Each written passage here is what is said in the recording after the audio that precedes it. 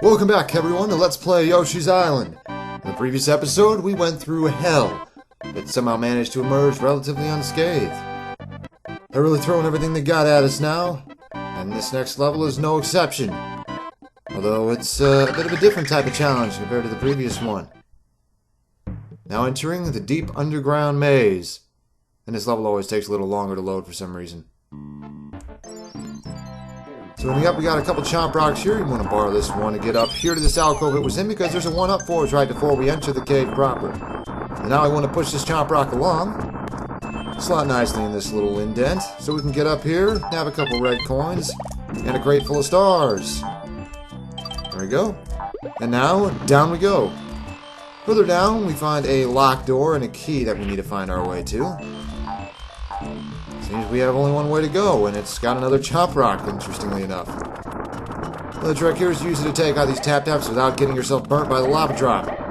Just a matter of timing. And just a little further, past these tap-taps, we need to get down here fast, so the chomp rock doesn't despawn, since it is a gray one. Heads up, easy, buddy. Come back here. Oh, okay, 6 eggs already, but the fact that they did put this egg block down here, on the off chance you despawn the chomp rocks, you'd still be able to get through here. I think that's a pretty smart move on the developer's part. So let's let the chomp rock pave a path for us here, and let us reach up to this key. Mission accomplished so far. Alrighty, this bedsheet ghost-looking thing is called the Spooky. It's basically one of those bandit traps from 2441 in mobile form. If one lands on you, it runs off with Baby Mario and turns out to contain a bandit underneath. Otherwise, it's a shy guy. They're not affected by eggs normally, but you can just eat the sheep right off it. See? It doesn't even make an egg either. I'm not sure how that works. But upward this way, all the way up, we find ourselves a middle ring in a very unusual spot. And back here we are. If you miss the key the first time around, you're basically forced to take that middle ring without getting the key first, so it makes things a little tougher if you die afterwards. Fortunately, this level's more of a strain on the brain than on the much else. Here you want to be a little careful with your ground pound, because you don't want to pass this up, because this is 4 red coins and a tulip that's inevitably going to lead to 8 more stars if you need them. I haven't seen one of these tulips in a while, actually. What level was it again? I'm sure it'll come to me later. That's a little further down. Careful. We'll find a solo toady who inconveniently took Baby Mario for a second, and another Zeus guy. That is really getting some distance. So, looks like we gotta go further down. Notice some numbers etched in the walls here. That'll become important eventually. Check out over here, some wind clouds. Here's some stars, coins. Come down here. Come down. Well, that's annoying. Oh wait, there we go. A flower here.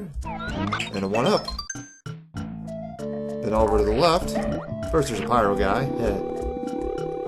Here's an interesting little challenge. There's a wind cloud up there that we need to figure out how to get. Turns out you need to bounce some eggs just perfectly to reach that wind cloud, and then the flower it creates. I can't believe I pulled that off with just 2. So if you need to, you can just grab a full out of your inventory if you have them. Hopefully you do. More Zeus guys here. Let's just grab this flower before they can make things more complicated. Sniffets are back for the first time since, I believe, 4-4. And now we head up here. Another bedsheet ghost. Alrighty. Notice the numbers here are also present in this side of the cave. And yes, that believes what you think it does. The doors here actually do correspond to their counterparts in the other section. For the first time since 4-8, and the second time ever. I know, right? So this room is basically kind of the choke point, I suppose. If you don't find a better way to go, you get funneled here, and you're back in this door, which we saw before, and there's the 3 columns in this room. Take those out, the pyro guy's back. Too bad we can't take him into here. This time, we want to head up and to the right. I think that's spooky. I see a flower up there already, but that's not all. There's another spooky and a solo toady. Oh, come back here. I need you to pop this cloud for me. There we are.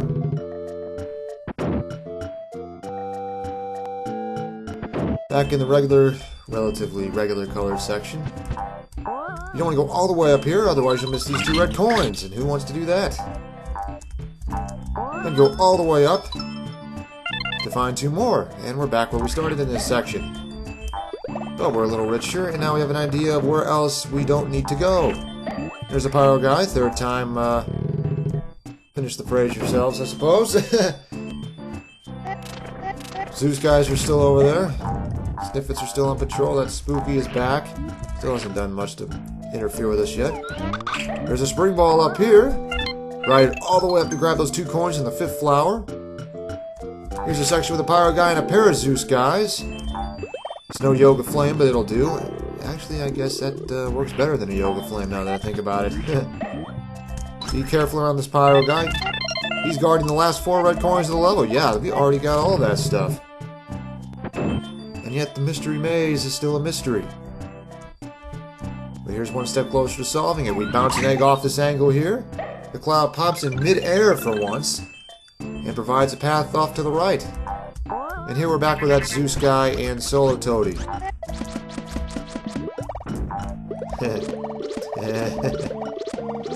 don't know, I got a kick out of that. Wonder how that matchup goes in Smash, actually.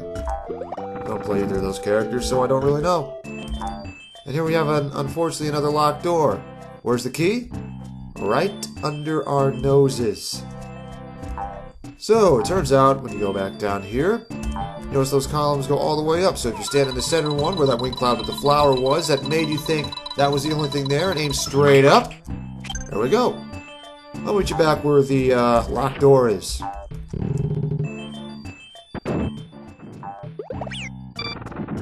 You're kidding, right? Really? Okay, come on, baby Mario. Down here, there we go. Phew. That was almost really bad. So, embarrassing hits aside, the Cave of the Mystery Maze is no longer a mystery.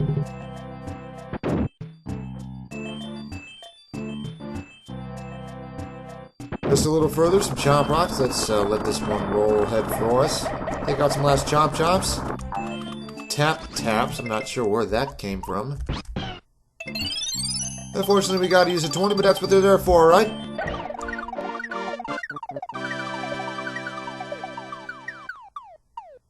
And a nice bonus to go with it. Alright. Maybe we can get that 20 back. 30, 25, 100. You've done that how many times in a row now? And another round of match cards. Okay, let's actually get this right this time.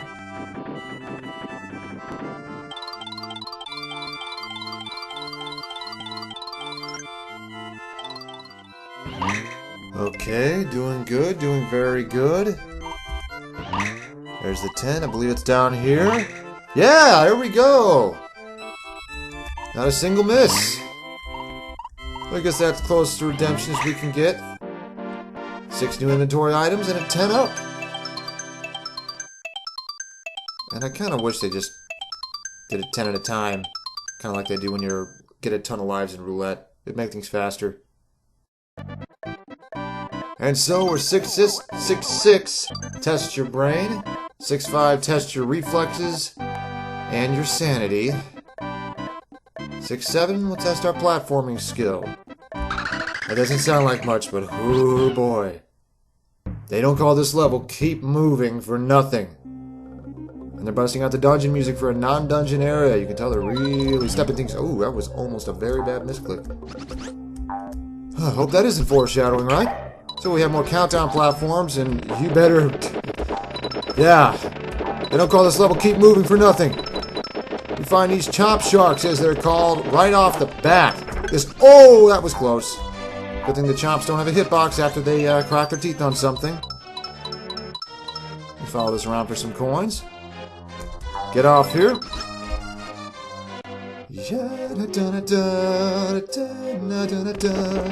And yes, that's another one already.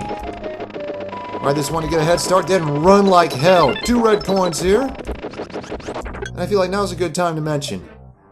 The inspiration for Chomps is actually very interesting. You see, as a child, Shigeru Miyamoto had a bit of a traumatic experience involving a dog that tried to attack him and then just barely couldn't reach him. because it was attached to a chain that just wasn't long enough to reach him. And so he took that experience and channeled it into the inspiration for the chain chomps. On one hand, that's rather ingenious. On the other hand, that is the fact that he's trying to channel that fear and make us all experience it all over again is just kind of, I'm not sure what to take from it. So this is a little tricky. Some lava drops here. Make sure you don't jump until the exact moment you want to, because these platforms do go away once you jump. And these orbiting platforms, though they are very difficult to maneuver around, aren't as hard as you might think if you just jump straight up when you want to move to a different one. Sit straight up and then hover just a little bit to reach for the next one. Bang that flower. Running off to the right here. Easy does it. These platforms are very narrow. Jump off here, and I bet you know what's going to happen now. Yep, and they gave us even less room to work with this time. 3 red coins. This red platform brings us to safety. Another fun fact about chomps. They were actually originally designed to be Zelda enemies. Yes, in the development process for Zelda 3, which would eventually turn into A Link to the Past, that was when the concept for the chomps first came up. Remember, they do indeed pop up in Turtle Rock and A Link to the Past, as well as Link's Awakening, a hidden item in 4 Swords, the strongest version of the Ball and Chain in Hyrule Warriors, among other places. But since Super Mario Bros. 3 was also in work at the time, they decided to give it a shot there, and it turns out the chomps fit better in the Mario universe than the Zelda one, and the rest is history. Meanwhile, this background is actually really cool looking. It's inspired by Vincent van Gogh's famous painting, The Starry Night. If you don't recognize the game, you've undoubtedly seen the painting before. It's that famous. So another interesting little thing here. We have a slow-moving platform with an eggplant attached, the likes of which we haven't seen since that bonus section in 3.5, I believe. Oh, we'll see more of that. We'll see more of its kind later. That yellow platform despawned. Yeah, this section of the level can be rather unusual sometimes. Fortunately, all you need to get there are 2 red coins, and we just ride this and don't do anything. And Luigi would be proud. If he wasn't, holed up in Bowser's castle, held prisoner right now. So this infamous ball platform is back. You want to make sure it doesn't move too fast, or you are more or less screwed. Luckily, this section doesn't last long. Keep your cool here. Don't get hit by the Sniffet's bullets. Or that blowhard. We're done here. This platform off to the right is no big deal at the moment. It's more fail-safe or something a little later in the level. Make sure you stay to the dead center on this platform so you don't get hit by anything on the sides. This is another don't do anything area. You try to psych out just a little here. And a careful jump will bring you to relative safety. Here we have more of these green platforms with the eggplants on them. Let's stun that blowhard. This whole section is breakable dirt here, so make sure you don't get too careless with the eggs or you'll make things that much harder for yourself. There's a red coin down there and a flower up here. The eggplant provides more eggs for you. Here you want to stay a little ahead of the platform, but don't despawn it. Actually, your first time through here, you can't afford to. Because as we see coming up here, we have a red platform to check out. And you want to check this one because not only is it a way to get back to the previous part, or the beginning of this part, there's a flower for us to grab. And that is very, very important. Let's make sure that blowhard can't hit us now that there's that much less dirt to get in between us and those cacti he shoots.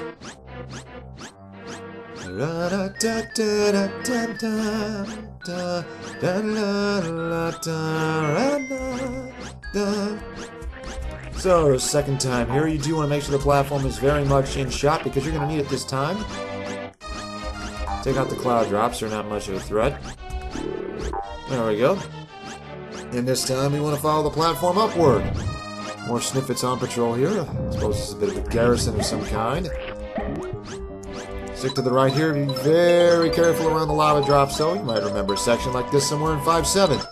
All these different things they were doing before are brought out in more difficult ways. Quite the way to pull off a penultimate level, no? Here we have another middle ring. Very much. What's the word I'm looking for? Well, anyway. So yes, this section of dirt here is in the shape of a skull. Yes, it's rather ominous, but it's also rather useful if you know where to look, because there are a couple hidden clouds here. right around where the left nostril would be. There's some stars for us. And around what would be the right eye socket, we have ourselves a key, and there's surely somewhere that goes, right? In fact, we haven't seen a minigame hut since 6-1 now, have we? And sure enough, up and off to the left, there's one waiting for us. What's our final minigame? Another round of throwing balloons, ending it with what we began with. Only makes sense. The little different is that now this one has 6 commands, and if you can pull this one off, you'll get a 3-up. No pressure, right? Here's where things get a little dicey because these commands are much more complicated than the ones at the beginning of the game. And the bigger the balloon gets, the more liable you are to panic and make a misinput. Why, X, there we go. Come on, Bandit. You can't get rid of this one in time, can you? Ha ha! Oh man, that was close. I'll take those 3 lives and get the hell out of here, thank you very much.